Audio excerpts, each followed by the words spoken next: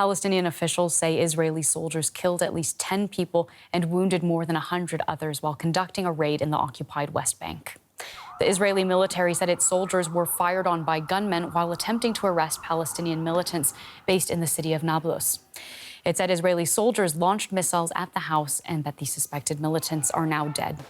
According to Palestinian officials, a 72-year-old man and a teenage boy were among the victims. It was one of the bloodiest battles in nearly a year of Israeli raids in the West Bank. And let's get across to our correspondent, Rebecca Ritters in Jerusalem, for more. Rebecca, what more can you tell us about this raid? Well, Claire, shortly after 10 a.m. local time, the Israeli Defense Forces entered that old city of Nablus in the occupied West Bank. They say they were carrying out a raid to arrest suspected militants in the area. They then proceeded to surround a house with 3 gunmen were holed up inside. They allegedly, according to the IDF, were trying to coax the gunmen to surrender. They refused, and a gun battle ensued, with the IDF even throwing rockets at the house, destroying the house, killing 2 members of the 3-member militants in there. The third one died as he was trying to escape, or was killed, I should say, by the IDF as he was trying to escape. But we know, of course, as you mentioned, that there were huge clashes ensuing. What makes this quite rare, this raid, was it was done during daylight. Normally these raids are done under the cover of darkness to attract less attention. That could potentially mean that the IDF believed that an attack was imminent, or that a threat was imminent, and that they had to act immediately. But of course we saw what happened, that there was huge clashes and several other people were killed. It is believed potentially some civilians were caught in the crossfire, as you mentioned. The ages range from 16 up to 70.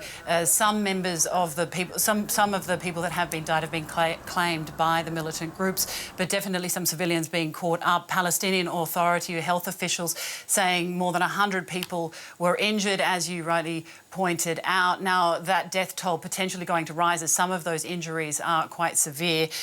We haven't seen numbers like that. It's very rare for these raids and these clashes that ensue to result in such high death tolls and injury tolls. In late January, we saw a similar raid done also in the early hours of the morning. That resulted in 9 Palestinians being killed. And from there, we saw retaliation. So tensions very high in the region and looking to remain quite high ongoing, Claire. And given the apparently exceptional circumstances around this raid, have we seen any kind of reaction yet? Well, we haven't seen any calls for retaliation so far, although all eyes will be turning to Gaza. Hamas militants generally do react to such raids or to such attacks in the West Bank. As I mentioned, that Jenin raid that was late in January, we saw retaliation from Hamas militants firing rockets into Israel. We then saw the IDF retaliate by sending a rocket into Gaza. So all eyes certainly on there. We're seeing nothing concrete as of yet. We did see also after the attack on Jenin some lone wolf attacks in Jerusalem and some retaliatory violence there. International calls for calm. Antony Blinken, the US Secretary of State, visited the region shortly after the last spate of attacks in January, and he called for calm. We've seen the UN calling for calm, but those calls falling on deaf ears at the moment. So all eyes on Gaza and whether or not Hamas will retaliate, but so far nothing concrete, Claire. Thank you so much for that update. That's Rebecca Ritters for us in Jerusalem.